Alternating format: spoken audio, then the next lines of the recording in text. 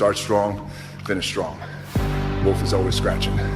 Let's roll. Up at 3:45 a.m., cardio by 4:45 a.m., hitting the iron by 6:15 a.m., in my pickup truck by 7:15 a.m., heading to work, ready to get after it, ready to shoot. There's no substitute for hard work. I'm gonna make something out of myself, and it's gonna be so good, it's bad.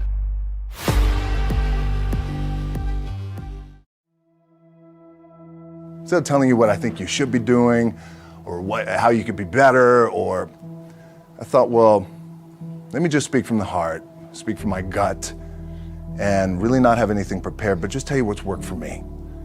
And maybe some of the stuff that's worked for me might work for you now, currently, presently, as you guys have your goals and ambitions, but then further on down the line, as you guys continue to live your life. This idea and this notion that you could be anything you want, you can accomplish anything you want, right? We hear that. You've heard that from the time you were little boys. You hear that now. You're already incredibly accomplished. You guys know that.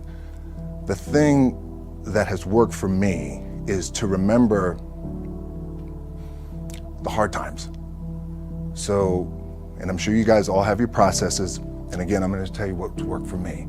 So before a big movie comes out, before, back in the days when I was wrestling with WWE, a WrestleMania match, anything big that would happen, I would always take a moment and I'd just remind myself, all right, I was evicted when I was 14.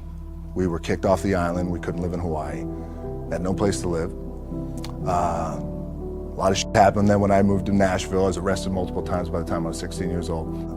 I would remember that, and it allows me then to be present in the moment and understand, holy, the stuff I have around me right now, this is the shit that I dreamed of when I was a kid. I am here. I played for University of Miami, played for great teams. Warren Sapp, Ray Lewis, they were my teammates. They were balling. Warren Sapp was playing tight end that time. I was starting defensive tackle. Yeah, they moved him over to D-line. And he looked at me, he's like, yo, dude, I'm gonna take your spot. And I said, you ain't taking my spot. He said, I'm gonna take your spot. I said, no, you ain't. We battled, and he took my spot. Now you can imagine how that with me, because there goes my opportunity.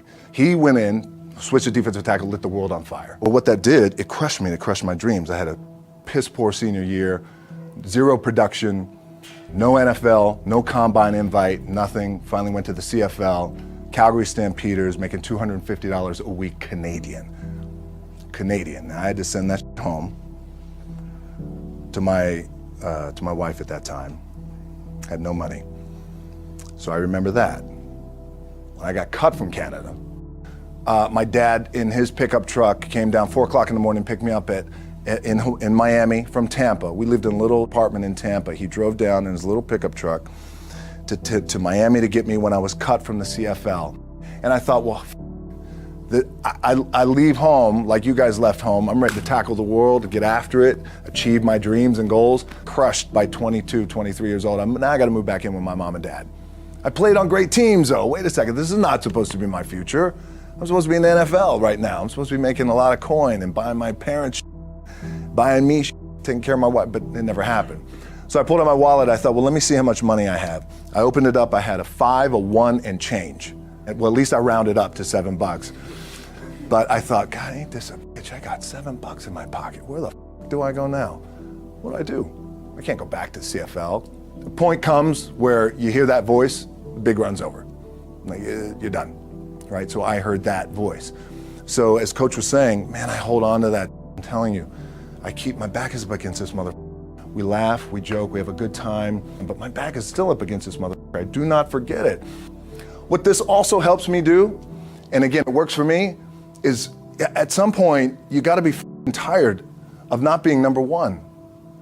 You have to be, and you gotta play angry, and I play angry. Now, I'm cool and calm with my approach, and when I step out on my field, which is a set, or, you know, like, there's some, and you're always gonna have haters, and haters are like, well, God damn, man, how many movies are you gonna make, or how much shit are you gonna do? Like, you do a lot of shit. I say, yes, because my ambition. Of course, why not? I could do it.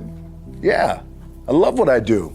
And not only that, but in what world do we not work every day? my back is up against this thing, you know, and I started to play angry, by the way, and I still play angry. My last match, Brock Lesnar, transitioned, and I realized if I had to be great at something, I wanted to be great in this world of Hollywood and movie making and producing and entertainment, I had to commit, and like you guys have to commit. Obviously, you commit to something, commit to the goal.